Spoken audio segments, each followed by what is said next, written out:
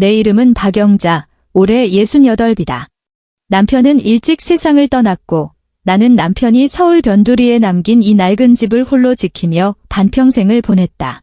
손에 쥔 연금이야 넉넉하진 않지만 아껴 쓰면 남은 날들을 그럭저럭 평안하게 보낼 만은 했다. 내 하나뿐인 아들, 이우진은 이름만 들어도 번듯한 대기업에 다니는 어디 가서 꿀릴 것 없는 놈이다. 하지만 번듯한 만큼 바빴고 바쁜 탓에 몇 달에 한 번 얼굴 보기도 힘들었다. 전화기 너머로 아들은 늘 말했다. 엄마, 이 프로젝트만 끝나면 꼭 시간 내서 제대로 뵐게요. 그 말을 들으면 마음은 좋으면서도 입으로는 항상 바쁘면 됐다. 나 혼자도 괜찮아우 하고 퉁명스럽게 내뱉었다.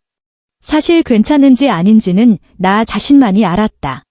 이 집은 너무 넓고 또 너무 조용해서 가끔 텔레비전을 보며 혼잣말을 하면 내 목소리가 메아리처럼 울릴 때도 있었다. 늙어서 거동도 못하게 되면 이 집에서 홀로 외롭게 죽음을 맞이하고 냄새가 나기 시작해야 이웃에게 발견되겠구나 하는 생각을 자주 했다. 그런데 요즘 해가 서쪽에서 뜨려는지 몇 달 동안 코빼기도 안 비치던 아들이 갑자기 적응 안 될 정도로 효자가 되었다. 2, 3일에 한 번꼴로 번쩍이는 현대차를 몰고 며느리 최수연과 귀한 손주 녀석을 데리고 나를 보러 왔다. 엄마, 제가 뭐 사왔는지 보세요. 우진은 문을 들어설 때마다 뭐가 그리 신이 나는지 양손 가득 무언가를 들고 있었다. 비싼 한우 선물 세트가 아니면 포장이 근사한 홍삼액, 그것도 아니면 이름도 모를 수입과일 같은 것들이었다. 아들은 봉투에서 물건들을 하나씩 꺼내 페인트가 벗겨진 낡은 식탁 위에 가득 늘어놓으며 쉴 새 없이 떠들어댔다. 엄마, 몸도 안 좋으신데 잘 챙겨 드셔야죠. 이거 다 노인분들한테 제일 좋은 거예요. 아끼지 마시고 드실 건 드시고 마실 건 마셔야 해요. 그 비싼 보양식들을 보며 마음이 복잡했다. 한편으로는 아들이 드디어 나를 챙기는구나 싶어 마음이 따뜻해졌지만 다른 한편으로는 이놈이 돈을 왜 이렇게 헤프게 쓰나 불안하기도 했다. 아들 손을 잡고 몇 마디 타이르려는데 녀석은 마술이라도 부리는 것처럼 차에서 또 커다란 상자를 하나 꺼내왔다. 짜자잔. 엄마, 이게 뭘까요? 아들은 비밀스럽다는 표정으로 포장을 뜯었고 보기에도 무척 고급스러워 보이는 안마의자가 모습을 드러냈다. 짙은 갈색 가죽으로 된 안마의자는 은은한 광택을 띠고 있어 한눈에 봐도 비싸 보였다. 이게 최신 기술로 만든 전신 안마의자인데요. 사람이 직접 주무르는 것처럼 머리부터 발끝까지 다 안마해줘요. 엄마 맨날 허리 아프다고 하셨잖아요. 앞으로 매일 여기에 누워서 안마 받으시면 찜질방 가는 것보다 더 시원하실 거예요. 우진은 그렇게 말하며 나를 안마의자에 부축해 앉히고는 익숙하게 전원 버튼을 눌렀다. 허리부터 따뜻한 온기가 전해지더니 이내 부드러운 손길이 몸을 주무르기 시작했다. 강하지도 약하지도 않은 압력이 정말 편안했다. 의자에 등을 기댄 채 나를 위해 이리저리 모드를 조절하는 아들의 뒷모습을 보니 눈시울이 뜨거워졌다. 어쩌면 내가 그동안 괜한 생각을 했나 보다. 아들 마음속에 그래도 이 엄마가 있긴 있구나. 그날 이후 이 안마의자는 우진의 효심을 증명하는 물건이 되었다. 그리고 아들의 효도는 거기서 그치지 않았다. 녀석은 송악 실버타운이라는 곳에 대해 나에게 자주 이야기하기 시작했다. 엄마, 제가 진짜 말씀드리는데 거기는 완전 천국이에요. 아들은 내 앞에 휴대폰을 들이밀었고 화면에는 멋진 사진들이 가득했다. 사진 속에는 햇살이 가득하고 푸른 잔디가 깔린 호숫가에 유럽풍의 예쁜 건물들이 자리 잡고 있었다. 그 안에 노인들은 골프를 치거나 유화를 그리거나 수영장에서 스파를 즐기고 있었는데 모두의 얼굴에는 행복한 미소가 가득했다. 보세요. 여기는 24시간 전문 의사랑 간호사가 상주하면서 건강을 돌봐드려요. 식당에는 특급 호텔 영양사를 모셔와서 매일 새끼 식단이 바뀌는데 맛도 좋고 건강에도 좋고요. 꽃꽂이, 서예, 도예, 외국어 같은 취미 교실도 다양해서 배우고 싶은 건 뭐든 배울 수 있어요. 집에서 혼자 텔레비전만 보시는 것보다 100배는 낫죠. 우진은 신이 나서 떠들어댔고 그 눈은 빛나고 있었다. 회사 동료 어머니가 거기 계시는데 며칠 전에 뵈러 갔더니 완전 10년은 젊어지셨다고 했다. 엄마, 평생 고생하시면서 똥오줌 다 받아내며 저를 키우셨잖아요. 이제 제가 성공했으니 엄마도 호강 좀 하셔야죠. 아들은 내 손을 잡고 진심 어리고 감동적인 말을 건넸다. 그냥 마음 편히 거기 가서 지내세요. 거기는 없는 게 없고 아무것도 신경 쓰실 필요 없어요. 이 낡은 집은 제가 알아서 사람 시켜서 주기적으로 청소할게요. 그냥 휴가 가서 신선처럼 지낸다고 생각하세요. 솔직히 마음이 흔들렸다. 사진 속의 삶은 너무나 아름다워서 마치 꿈만 같았다. 나는 평생 젊었을 때 남편 따라 제주도로 신혼여행 한 번 다녀온 것 말고는 먼 곳으로 떠나본 적이 없었다. 말년에 정말 그런 날들을 보낼 수 있다면 이 생에 여한이 없을 것 같았다. 하지만 마음 한구석에서 뭔가 말로 설명할 수 없는 이상한 기분이 들었다. 특히 며느리 수연의 반응을 볼 때면 더욱 그랬다. 우진이 입에 침을 튀겨가며 그 노인들의 천국을 설명할 때마다 옆에 앉은 수연은 늘 조용히 고개를 숙인 채 아무 말도 하지 않았다. 안색도 창백해 보였고 무릎 위에 놓인 손은 마치 긴장한 사람처럼 자꾸만 옷자락을 비비 꼬았다. 한 번은 우진이 전화를 받으러 간 틈을 타 수연의 손을 잡고 조용히 물었다. 수연아, 어디 안 좋니? 안색이 왜 이렇게 안 좋아? 며느리의 몸이 놀란 사슴처럼 움찔 떨리더니 고개를 들어 억지로 웃어 보였다. 그 웃음은 우는 것보다 더 보기 안쓰러웠다. 아, 아니에요, 어머님. 괜찮아요. 아마 요즘 좀 피곤해서 그런가 봐요. 손바닥은 식은땀으로 축축하고 얼음장처럼 차가웠다. 마음속에 그 작은 의심이 다시 고개를 들었다. 내 마음을 철렁하게 만든 건 이제 막 초등학교에 들어간 어린 손주 녀석이었다. 그날 우진과 수연은 부엌에서 무슨 일인지 작은 소리로 다투고 있었고 나는 거실에서 손주와 함께 만화 영화를 보고 있었다.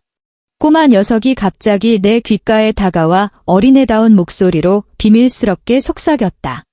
할머니, 제가 비밀 하나 알려드릴까요? 무슨 비밀인데? 나는 웃으며 아이의 머리를 쓰다듬었다.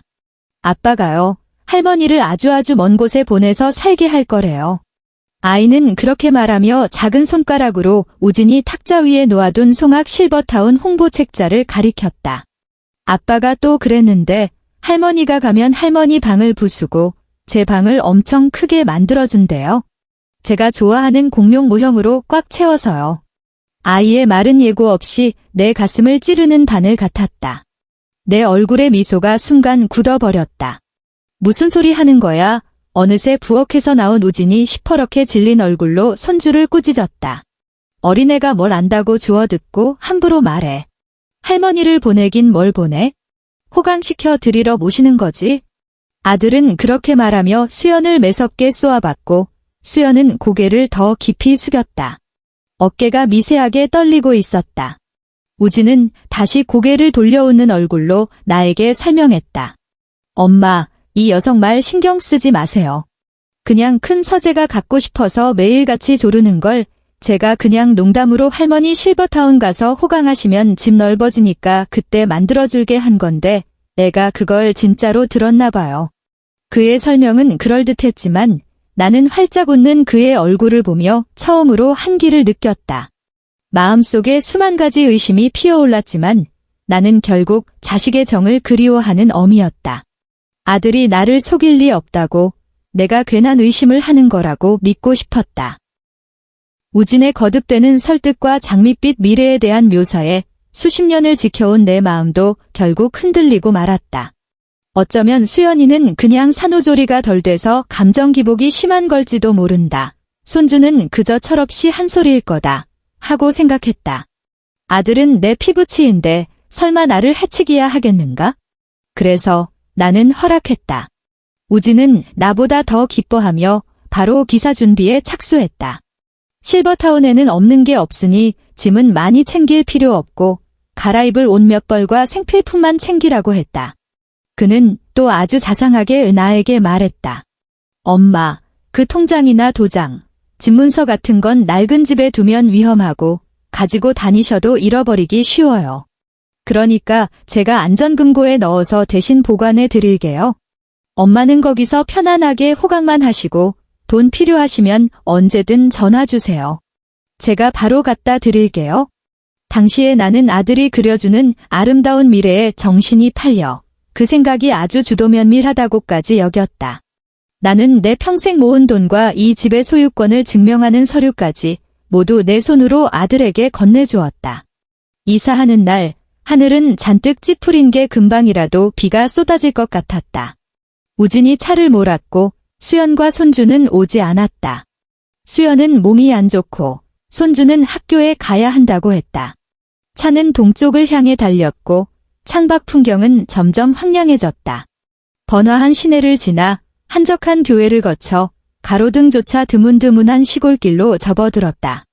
내비게이션에 표시된 길이 점점 외져가는 것을 보며 마음속 불안감은 점점 커져만 갔다. 우진아, 여긴 어디냐? 왜 이렇게 외진 곳으로만 가니? 엄마, 모르시는 말씀. 이런 고급 요양원은 다 조용한 환경을 중시해서 산 좋고 물 좋은 곳에 짓는 거예요. 공기가 좋잖아요. 우진은 핸들을 쥔 채 앞만 보며 가볍게 대답했다. 차는 마침내 가파른 산비탈 아래 멈춰섰다. 우진은 시동을 끄고 산비탈 위에 덩그러니 서 있는 잿빛 건물을 가리키며 말했다. 엄마, 다 왔어요. 여기에요. 아들이 가리키는 방향을 따라 고개를 돌린 순간 내 심장은 천천히 가라앉았다. 그곳은 홍보 책자에서 봤던 아름다운 유럽풍 건물이 아니었다. 페인트가 덕지덕지 벗겨져 시커먼 속살을 드러낸 낡아빠진 3층 건물. 창문에는 두꺼운 먼지가 쌓여 있었고 몇몇은 유리가 깨져 있기까지 했다. 바람이 불자 바닥의 낙엽과 함께 정체 모를 악취가 코를 찔렀다. 소독약 냄새, 쉰 음식물 냄새, 그리고 노인 특유의 채취가 뒤섞인 듯한 냄새였다. 송악 실버타운이라고 쓰인 페인트 벗겨진 글자들이 녹슨 철문 위에 삐뚤빼뚤 걸려 있었다. 글자 하나는 반쯤 떨어져 나가 더욱 처량해 보였다. 다리에 힘이 쭉 풀렸다. 우진아, 여긴 사진에 있던 곳이 아니잖니. 내 목소리가 떨려 나왔다. 엄마, 무슨 생각을 하세요? 사진이야 다 홍보용이지. 그걸 다 믿어요. 우진은 나를 차에서 내리게 하고 트렁크에서 내 작은 짐가방을 꺼내 들었다. 그의 말투에는 짜증이 묻어나기 시작했다. 여기가 시설은 좀 낡아도 있을 건 다 있어요. 일단 여기서 지내세요. 나중에 제가 돈 많이 벌면 더 좋은 데로 옮겨드릴게요. 그는 건물에서 나온 더러운 흰 가운을 입은 중년 여자에게 나를 떠밀었다. 그리고 지갑에서 5만 원짜리 지폐 몇 장을 꺼내 내 손에 쥐어주었다. 엄마, 이거 용돈 하세요. 아껴 쓰시고요. 회사에 급한 회의가 있어서 빨리 가봐야 해요. 몸조리 잘하고 계세요? 시간 나면 보러 올게요. 그 말을 마친 아들은 내 눈을 마주치지도 못하고 서둘러 차에 올라탔다. 두어 걸음 쫓아가 붙잡고 따져 묻고 싶었지만 그는 이미 시동을 걸고 있었다. 자동차 바퀴는 흙먼지를 일으키며 무정하게 내 곁을 스쳐 지나갔다. 나는 그 자리에 서서 손에 쥔 얇은 지폐 몇 장을 꽉 쥔 채 익숙한 검은색 현대차가 산길을 따라 멀어져 가다 코너 너머로 사라지는 것을 바라보았다. 마지막 엔진 소리마저 들리지 않게 되었을 때 나는 비로소 깨달았다. 노인들의 천국도 신선 같은 삶도 없었다. 나는 내 친아들에게 마치 쓰레기처럼 이 황량한 산골짜기에 버려졌다. 들어온 첫날 밤, 나는 이곳의 규칙을 톡톡히 맛보았다. 저녁 식사는 멀건 배춧국과 사람 얼굴이 비칠 만큼 묽은 죽 한 그릇이었다. 배식을 하던 아줌마는 누가 돈이라도 떼먹은 사람처럼 스테인리스 식판을 내 앞에 쾅소리 나게 내려놓았고 튄 국물이 내 깨끗한 옷소매를 더럽혔다. 내가 머무는 곳은 6인실이었고 방 안에는 눅눅한 곰팡이 냄새와 약품 냄새가 뒤섞인 역한 냄새가 진동했다. 나를 제외한 다른 할머니 5분은 모두 멍한 눈으로 침대에 누워 내가 들어왔음에도 아무런 반응이 없었다. 밤새 뒤척이며 잠을 이룰 수 없었다. 옆 침대 할머니가 용변을 실수했는지 역한 냄새가 올라와 헛구역질이 났다. 침대 머리맡에 호출벨을 눌렀지만 한참 동안 아무도 오지 않았다. 30분이 훌쩍 지나서야 젊은 요양보호사 하나가 욕설을 짓거리며 들어와서는 그 할머니의 시트를 거칠게 갈며 계속 투덜거렸다. 진짜 늙어서 주책이야. 사람만 귀찮게 하고. 나는 침대에 누워 그들을 등진 채 공포와 분노로 온몸을 가늘게 떨었다. 이곳은 요양원이 아니었다. 지옥이었다. 다음 날 우진에게 전화를 걸어보았지만 돌아오는 대답은 언제나 고객님께서 통화 중이오니 뿐이었다. 나는 마침내 절망했다. 오기 전에 우진이 어떻게 감언이설로 내게 통장과 도장을 맡기게 했는지 떠올랐다. 편리하게 관리해주겠다는 그의 말. 이제야 알겠다. 편리한 관리가 아니라 내 모든 퇴로를 끊어버리려는 속셈이었던 것이다. 나는 무일푼으로 하늘에 소리쳐도 대답 없고 땅을 쳐도 울림 없는 이곳에 갇혔다. 평생을 아끼고 성실하게 살아왔는데 결국 이런 꼴을 당하다니. 침대 가장자리에 앉아 잿빛 하늘을 바라보며 하염없이 눈물을 흘렸다. 죽음까지 생각했다. 어쩌면 죽으면 모든 게 끝날지도 모른다고. 모든 희망을 잃고 인생이 끝났다고 생각하던 바로 그 순간 병실 문이 거칠게 열렸다. 어머님. 익숙하면서도 울음 섞인 목소리. 고개를 들자 비틀거리며 뛰어들어오는 한 사람이 보였다. 내 며느리 최수연이었다. 엉망진창인 모습이었다. 머리는 헝클어져 있었고 눈은 퉁퉁 부어 붉게 충혈된 것이 오는 내내 울었음을 짐작게 했다. 그녀는 한눈에 나를 알아보았다. 내 몸에 걸쳐진 어디서 주워왔는지 모를 헐렁한 옷과 하룻밤 사이에 흉하게 초췌해진 내 얼굴을. 그녀의 발걸음이 휘청이더니 이내 쿵 소리와 함께 내 앞에 무릎을 꿇었다. 어머님. 죄송해요. 죄송해요. 제가 너무 늦었어요. 수연의 눈물은 끊어진 구슬처럼 차가운 시멘트 바닥으로 뚝뚝 떨어졌다. 그녀는 내 차가운 손을 잡고 목 놓아 울었다. 어머님, 제가 잘못했어요. 그 짐승 같은 놈 말을 듣는 게 아니었는데 제가 모시러 왔어요. 우리 지금 당장 집에 가요. 그녀의 행동에 병실 전체가 술렁였고 복도에 있던 요양보호사와 다른 노인들까지 몰려들었다. 모두가 입을 떡 벌린 채 우리를 쳐다보았다. 나는 이 갑작스러운 상황에 놀라 아무 말도 할 수 없었다. 그저 그녀가 잡은 손에서 전해져 오는 떨림 섞인 온기를 느낄 뿐이었다. 최수연 씨. 여기서 무슨 행패야. 어제 나에게 거들먹거리던 그 아줌마 요양보호사가 달려와 수연을 일으키려 했다. 여기가 요양원이지 어디 시장 바닥인 줄 알아. 하지만 수연은 그녀의 손을 거칠게 뿌리치며 핏발선 눈으로 소리쳤다. 꺼져. 이 사기꾼들아. 양심도 없는 것들. 경찰에 신고할 거야. 여기 더러운 짓거리들 내가 다 까발릴 거라고. 그녀의 말은 폭탄처럼 사람들 사이에서 터져나갔다. 요양보호사의 얼굴이 하얗게 질렸다. 수연은 더 이상 그녀를 상대하지 않고 내 손을 잡은 채 요양원의 모든 노인과 직원들이 보는 앞에서 모든 것을 털어놓기 시작했다. 흥분으로 목소리는 떨렸지만 한 글자 한 글자가 또렷했다. 마치 날카로운 비수가 되어 내 심장을 찌르는 것 같았다. 어머님, 이우진 그 사람. 대기업 엘리트 아니에요. 회사에서 공금 횡령하다가 벌써 잘렸어요. 어머님을 속인 거예요. 모두를 속인 거라고요. 코인에 미쳐서 집에 있던 돈 다 날리고 사채까지 엄청나게 끌어다 썼어요. 그 사람들이 매일같이 집으로 찾아와서 빚 독촉하고 문에 빨간 레커를 뿌리고 돈 안 갚으면 손모가지를 잘라버리겠다고 협박했어요. 최근에 어머님한테 그렇게 잘해준 거 다 연기였어요. 어머님 신뢰를 얻어서 이 집이랑 연금 뺏으려고. 어머님 돈으로 그 밑 빠진 독을 채우려고 했던 거라고요. 수연의 말 한마디 한마디에 세상이 빙빙 도는 것 같았다. 침대 모서리를 붙잡고 겨우 쓰러지지 않았다. 그놈이 어떻게... 내 입술이 파르르 떨려 제대로 된 문장을 만들 수 없었다. 수연은 더 서럽게 울며 내 손을 붙잡았다. 마지막 지푸라기라도 잡는 심정처럼 어머님, 그 사람 이제 미쳤어요. 사람도 아니에요. 그저께 밤에 술에 취해서 저한테 직접 말했어요. 어머님이 어머님이 이 요양원에서 돌아가시기만 하면 사고사로 처리해서 보험금을 타낼 수 있다고요. 제가 만약 이 사실을 말하면 애 데리고 같이 한강에 뛰어내리겠다고 협박까지 했어요. 쿵 하고 머릿속이 하얘졌다. 호랑이도 제 새끼는 잡아먹지 않는다는데 내가 온갖 고생 다 하며 키운 아들이 내 죽음을 바라고 있었다니. 어젯밤에 그 사람 잠들었을 때 몰래 휴대폰을 봤어요. 수연은 주머니에서 자기 휴대폰을 꺼내 사진 몇 장을 보여주었다.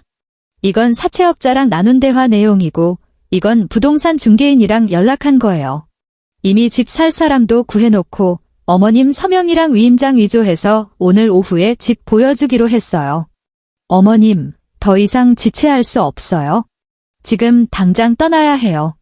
사진 속에는 빚 독촉하는 욕설과 내 집을 어떻게 처분할지에 대한 냉혹한 계획들이 흰 바탕에 검은 글씨로 선명하게 찍혀 있었다. 너무나 끔찍했다. 주위는 죽은 듯이 고요했고 오직 수연의 억눌린 울음소리와 내 거친 숨소리만 들렸다. 병실에 있던 원래는 무감각해 보였던 할머니들도 이제는 모두 몸을 일으켜 믿을 수 없다는 듯 우리를 쳐다보고 있었다. 그중 머리가 희끗희끗한 한 할머니는 떨리는 손을 들어 눈가를 훔치며 나지막이 흐느끼기 시작했다. 그들의 눈빛에는 충격과 동정도 있었지만 그보다 더 큰 것은 동병상련의 슬픔이었다. 바닥에 무릎 꿇고 온몸을 떨며 우는 며느리를 보고 또 주위의 처지가 비슷한 노인들을 둘러보았다. 이제는 다 말라버린 줄 알았던 내 마음 깊은 곳에서 한 번도 느껴보지 못한 분노와 힘이 솟아올랐다. 나는 죽을 수 없었다. 특히 이곳에서는 절대 죽을 수 없었다. 내가 죽으면 그 짐승 같은 놈의 뜻대로 되는 것이다. 내가 죽으면 내 평생의 피와 땀, 남편이 내게 남긴 유일한 흔적까지 모두 그놈 손에 넘어가 피 빨아먹는 승냥이들의 배를 채우게 될 것이다. 내가 죽으면 이 가여운 며느리와 내 손주는 또 어떡한단 말인가. 나는 숨을 깊게 들이쉬고 온몸에 힘을 다해 수연의 팔을 붙잡고 침대에서 일어섰다. 수연아, 일어나렴. 내 목소리는 크지 않았지만 이상하리만치 단호했다. 울지 말자. 눈물은 아무 소용없어. 나는 그녀의 손을 마주 잡고 말했다. 내 말이 맞아? 이렇게 앉아서 당할 수만은 없어? 가자. 지금 당장. 나는 아무것도 챙기지 않고 수연의 부축을 받으며 나를 소름 끼치게 했던 그 잿빛 건물을 뒤도 돌아보지 않고 빠져나왔다. 문 앞에 요양보호사가 막아서려 했지만 나는 평생 지어본 적 없는 가장 차가운 눈빛으로 그녀를 쏘아보며 한 글자 한 글자 힘주어 말했다. 너, 우리 몸에 손끝 하나라도 대면 여기서 바로 죽어서 너희 요양원 내일 전국 뉴스 일면에 나오게 해줄게. 그녀는 내 기세에 눌려 그 자리에 얼어붙었고 우리가 그 지옥 같은 곳을 떠나는 것을 멍하니 지켜볼 뿐이었다. 산길은 험했다. 수연은 거의 나를 반쯤 업다시피 부축하며 걸었다. 한참을 걸어서야 겨우 버스 정류장이 있는 작은 마을에 도착했다. 우리는 버스를 기다리지 않았다. 수연은 바로 택시를 잡아 세우고 기사에게 말했다. 기사님, 서울역으로 가주세요. 최대한 빨리요. 역으로 가는 길에 내 머릿속에는 단 하나의 생각뿐이었다. 그놈이 돈을 손에 넣게 해서는 안 된다. 나는 수연의 휴대폰으로 떨리는 손을 놀려 은행 고객센터에 전화를 걸었다. 전화기 너머에서 박영자 고객님, 안녕하세요 라는 인사가 들려왔을 때 눈물이 다시 쏟아질 뻔했다. 지급정지 신청할게요. 내 이름으로 된 모든 은행카드, 통장, 전부 다요. 지금 당장. 바로 나는 전화기에 대고 있는 힘껏 소리쳤다. 상담원의 안내에 따라 내 신상 정보를 말하고 나만이 아는 몇 가지 개인적인 질문에 답했다. 마침내 상담원이 네, 박영자 고객님, 모든 계좌가 성공적으로 동결 처리되었습니다 라고 확인해 주었을 때 나는 길게 안도의 한숨을 내쉬며 의자에 완전히 몸을 기댔다. 이것이 내 반격의 첫걸음이었다. 서울역에 도착해 붐비는 인파를 보니 순간 막막해졌다. 어디로 가야 할까? 그 집으로? 안 된다. 우진이 언제 돌아올지 모른다. 그건 제 발로 호랑이 굴에 들어가는 꼴이다. 어머님, 부산으로 가요. 수연이 내 손을 꽉 잡으며 단호한 눈빛으로 말했다. 저희 부모님 댁으로요? 부모님이 우리를 지켜주실 거예요. 나는 며느리를 보고 고개를 끄덕였다. 부산, 며느리의 부모님 댁 지금 내가 생각할 수 있는 유일한 안식처였다. 우리는 가장 빠른 부산행 KTX 표를 샀다. 쏜살같이 달리는 열차에 앉아 빠르게 스쳐 지나가는 창밖 풍경을 보니 내 마음도 조금씩 안정을 되찾았다. 절망에서 탈출까지 불과 몇 시간이었지만 마치 한평생처럼 길게 느껴졌다. 곁에서 피곤한 기색이 역력하면서도 나를 끝까지 지키려는 수연을 보며 만감이 교차했다. 며느리는 결국 남이라고 생각했는데 내가 가장 위태로운 순간에 손을 내밀어준 것은 뜻밖에도 그녀였다. 2시간이 좀 넘어 열차는 부산역에 도착했다. 역을 나서자마자 출구에서 초조하게 기다리고 있는 사돈 내외가 보였다. 그들은 우리를 보자마자 바로 다가왔다. 안사돈은 수연을 보자마자 와락 껴안으며 눈물을 흘렸다. 내 딸아, 고생 많았다. 박갓사돈은 내 어깨를 다독이며 낮은 목소리로 말했다. 사부인, 걱정 마세요. 다 지났습니다. 무슨 일이든 집에 가서 이야기합시다. 해운대에 있는 사돈 댁에 도착했다. 널찍하고 밝은 바다가 보이는 아파트였다. 안사돈은 따끈한 꾸류자차를 내어주고 깨끗한 옷을 가져와 갈아입으라고 했다. 내 감정이 조금 진정되자 수연은 울면서 부모님께 일의 자초지종을 설명했다. 수연의 울음 섞인 하소연을 다 듣고 난 박갓사돈은 화가 나서 손에 든 컵을 쿵소리가 나게 테이블에 내려놓았다. 이런 처죽일 놈. 이유진, 그 짐승 같은 놈. 그게 사람 새끼야. 그는 얼굴이 새빨개져서 거실을 이리저리 서성였다. 제 어미를 그런 곳에 속여보내고 집까지 팔아먹으려 해? 이건 금수만도 못한 짓이야. 안사돈도 나를 껴안고 내 눈물을 닦아주며 말했다. 사부인, 우리 수연이가 복이 없어서 그런 놈을 만나 사부인까지 이렇게 큰 고생을 시켰네요. 걱정 마세요. 오늘부터 여기가 사부인 집이에요. 이제 아무도 사부인 못 괴롭히게 할 거예요.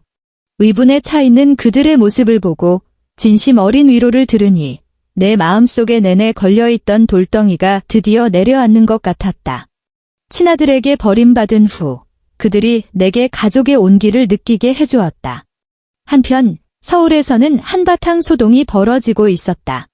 이효진은 아마 오후 2시쯤 부동산 중개인과 집 살 사람을 데리고 의기양양하게 내 낡은 집으로 돌아왔을 것이다. 그가 열쇠로 문을 열었을 때 본 것은 텅 빈 집의 냉랭한 뿐이었다. 나도, 수연도, 심지어 손주까지 보이지 않았다. 그는 아마 수연이 잠깐 산책이라도 나간 줄 알고 태연하게 사람들을 데리고 집을 구경시키며 이 집의 위치가 얼마나 좋고 앞으로 얼마나 가치가 오를지 허풍을 떨었을 것이다. 집 구경을 마치고 중개인과 매수자를 보낸 후에야 뭔가 이상하다는 것을 눈치챘을 것이다. 그는 나에게 전화를 걸기 시작했지만 꺼져 있었다. 수연에게 걸어도 마찬가지였다. 그는 초조해지기 시작했고 곧장 차를 몰아 은행으로 달려갔다. 내 통장과 도장을 들고 우선 연금이라도 찾아 급한 불을 끄려 했을 것이다. 은행 창구 직원이 무표정한 얼굴로 죄송합니다. 고객님. 이 계좌는 본인께서 직접 전화로 지급정지를 신청하여 현재 동결 상태입니다 라고 말했을 때 나는 그의 경악과 분노, 그리고 이내 공포로 일그러졌을 얼굴을 상상할 수 있었다. 단 한 푼도 손에 넣을 수 없었다. 사채업자들의 빚 독촉 전화가 저승사자처럼 쉴 새 없이 걸려왔다.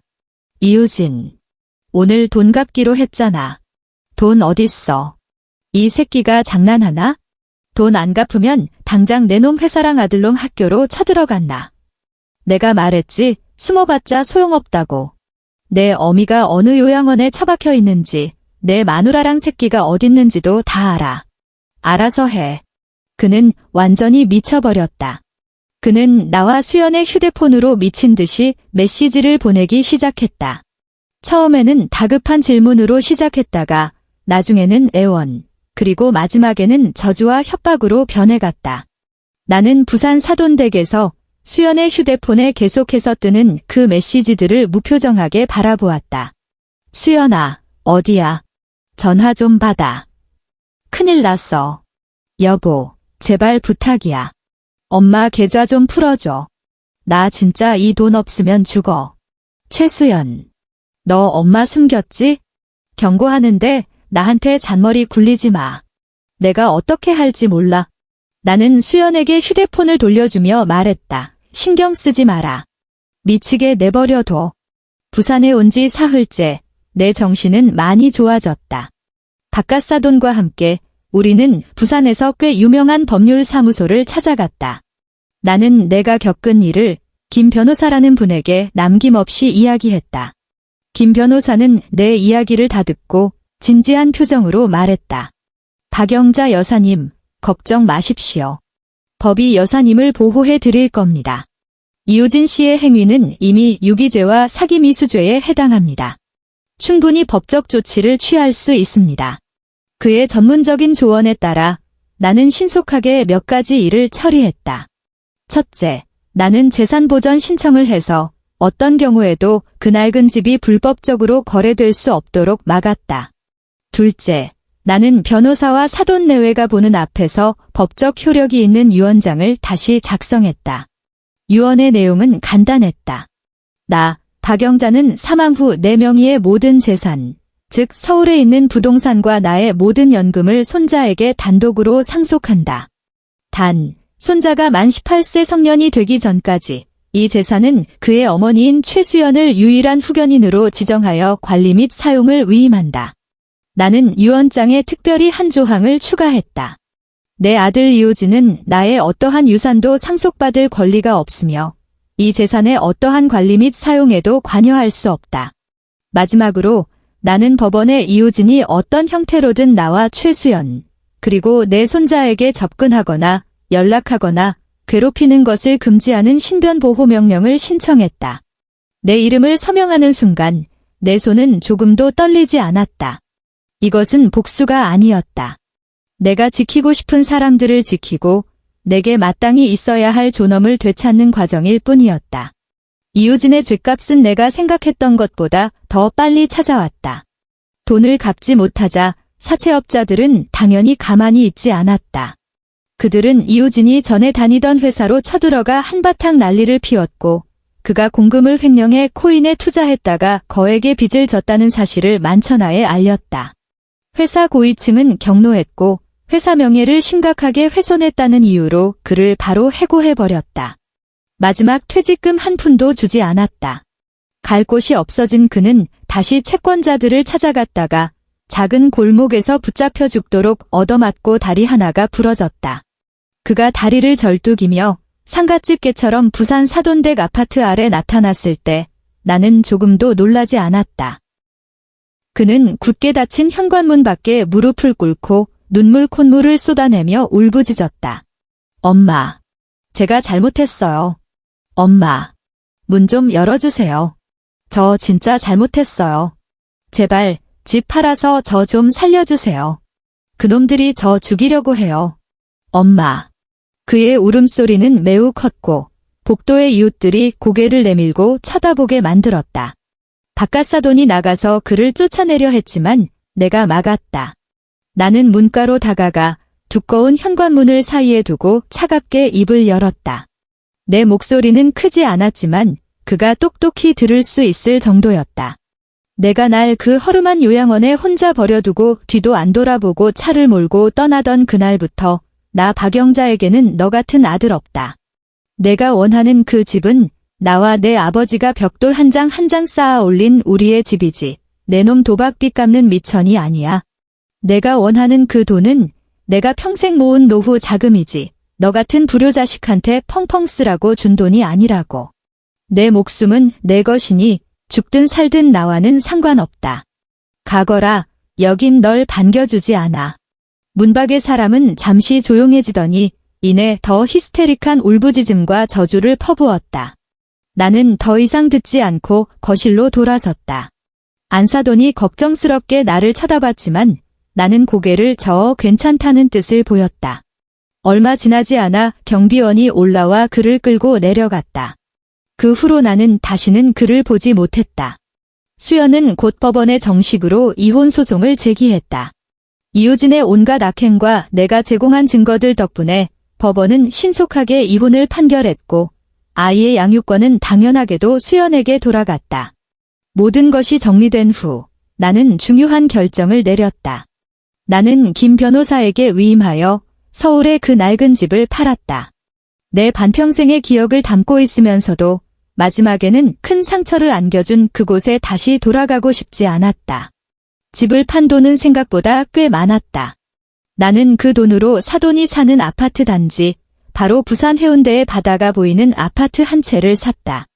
나와 수연, 그리고 손주는 그곳으로 이사했고 사돈 내외와는 위층 아래층 이웃이 되었다. 이렇게 하니 우리만의 공간도 있으면서 언제든 서로를 돌볼 수 있었다. 남은 돈 중 상당 부분을 떼어 수연에게 주었다. 어머님, 이걸 어떻게 받아요? 이건 어머님 돈이잖아요. 수연은 절대 받을 수 없다고 했다. 나는 며느리의 손을 잡고 말했다. 바보 같은 소리. 내 돈이 어디 있니? 너 예전부터 내 이름으로 된 카페 하나 갖고 싶어 했잖아. 난 다 알고 있었어. 예쁘게 꾸며진 카페를 지날 때마다 내 눈이 반짝이는 걸 각오라. 이 돈으로 내가 하고 싶은 일을 해. 앞으로 너랑 손주 행복하게 잘 살아야 한다. 수연은 나를 보며 또다시 눈시울을 붉혔다. 하지만 이번에는 거절하지 않고 힘차게 고개를 끄덕였다. 그녀의 카페는 곧 문을 열었다. 우리 아파트 아래 광안대교가 보이는 길모퉁이에 자리 잡았다. 가게는 크지 않았지만 아주 아늑하게 꾸며져 있었다. 가게 이름은 영자의 오후였는데 수연이 꼭 그렇게 해야 한다고 고집했다. 내 인생의 오후가 따뜻하고 아늑하기를 바라는 마음에서 지었다고 했다. 개업하는 날, 나는 한때 의심을 품게 했지만 나중에는 범죄의 증거가 되었던 그 안마의자를 서울에서 화물차로 실어왔다. 나중에야 알게 된 사실이지만 처음에 우진이 사왔던 그 비싼 보양식들은 정말로 연기를 위해 산 것이었다. 하지만 오직 이 안마의자만큼은 수연이 오랫동안 몰래 모아둔 비상금으로 산 것이었다. 그녀는 그저 내가 늘 허리가 아프다고 하는 게 마음에 걸려 조금이라도 편하게 해주고 싶었을 뿐이었다. 자기가 샀다고 말하지 못한 것은 우진이 알면 쓸데없는데 돈 쓴다고 화를 낼까 봐, 또 내가 자기를 돈으로 구슬리려 한다고 생각할까 봐 그랬다고 했다. 이 바보 같은 아이는 늘 이렇게 말없이 내게 잘해주었다. 나는 그 안마의자를 거실에서 가장 잘 보이는 바다가 보이는 통유리창 바로 앞에 두었다. 매일 오후 나는 그 위에 앉아 안마를 받으며 창밖의 갈매기를 보거나 아래층 카페에서 바쁘게 움직이는 수연을 내려다보곤 했다. 이야기의 마지막은 내 70번째 생일이다. 생일잔치는 수연의 카페에서 열렸다. 거창하게 벌이지 않고 가장 가까운 우리 몇 사람만 모였다. 나, 수연, 활발하고 사랑스러운 손주, 그리고 사돈 내외. 카페 안은 진한 커피 향과 달콤한 케이크 냄새로 가득했다. 손주가 직접 그린 그림을 들고 내 앞으로 달려와 큰 소리로 외쳤다. 할머니, 생신 축하드려요. 그림을 받아보니 세 사람이 손을 잡고 있었다. 나, 수연, 그리고 자기 자신. 우리의 배경은 푸른 바다와 황금빛 모래사장이었고 그림 솜씨는 서툴렀지만 모두의 얼굴에는 커다란 웃음이 그려져 있었다. 바깥 사돈이 웃으며 말했다. 사부인, 지금 얼굴 좀 보세요. 2년 전보다 혈색이 훨씬 좋아지셨어요. 이게 진짜 호강이지요. 나는 창밖을 보았다. 광안대교의 불빛이 이미 켜져 짙푸른 밤하늘과 바다 사이에 놓인 눈부신 다이아몬드 목걸이처럼 반짝였다. 곁에는 수연이 건네는 따뜻한 라떼 한 잔, 손주가 내 입에 넣어주는 크림 케이크 한 입, 그리고 옷을 더 챙겨 입으라며 잔소리하는 안사돈이 있었다. 나는 마치 다시 태어난 것 같은 기분이었다. 한때 나를 그토록 고통스럽게 하고 심지어 내 목숨까지 앗아가려 했던 아들은 이제 내게 멀고 희미한 이름일 뿐이다. 나는 종종 생각한다. 만약 그때 내가 진실을 알지 못했다면, 만약 수연이 나를 구하러 오지 않았다면 지금의 나는 어떤 모습일까? 아마도 아무도 찾지 않는 한 줌의 뼈가루가 되어버렸겠지. 하늘은 결국 공평했다. 하늘은 내게서 가짜 효자 아들을 앗아간 대신 진짜 딸 하나와 평온하고 따뜻한 노후를 선물했다. 나는 커피잔을 들어 창밖에 반짝이는 불빛들을 향해 나지막이 말했다. 고맙다. 고맙다, 수연아. 고맙다, 나의 진짜 가족들아. 엔드.